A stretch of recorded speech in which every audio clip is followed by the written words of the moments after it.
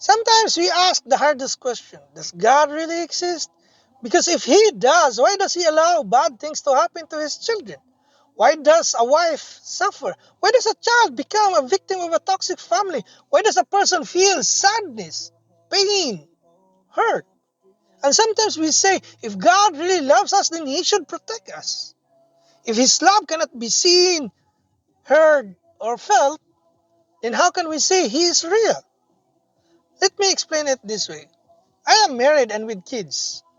But when I first arrived here in New Zealand, I came alone. My wife and my children were still in the Philippines. Some people ask me, are you married? Do you have kids? They ask because they cannot see my wife. They cannot see my children.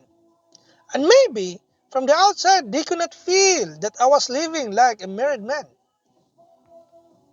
But does their absence mean they do not exist? If I am seen with another woman, does that suddenly mean I am not married? Of course not. My wife is still my wife, even if other people cannot see her beside me. But here is the truth. If I stop communicating with my family, if I disconnect myself from them, if I listen to the wrong voices around me, then I become weak. That is why I had to stay connected. I had to talk to my wife and my children constantly, noon and night. Not because love was easy, but because love needs connection. And through that connection, faith was built. Even when it was hard, even when I had to sacrifice my comfort, even when I missed them, I trusted the process because I know the relationship was real. And that is the same with God. Many times, we do not lose faith because God is absent. We lose faith because we stop communicating with Him. We stop listening to His voice. And little by little, we start listening to the whisperer.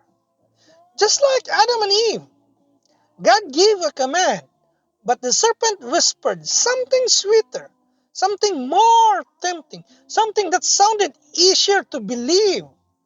The whisper says, if your partner loves you, why did he leave you? If your partner loves you, why did he choose work over you? If God loves you, why are you hurting? If God is real, why are you suffering? And if we are not connected, those whispers become louder than the truth. But listen, the existence of pain does not prove that God is not real. Because if darkness exists, then light exists too. If evil exists, then goodness exists. And if there is something trying to pull us away from God, then there must also be someone calling us back to Him. So maybe the question is not only, does God exist? Maybe the deeper question is, are we still connected to Him? Because when we stay connected, even in pain, even in confusion, even when we cannot see Him clearly, faith reminds us that He is still there.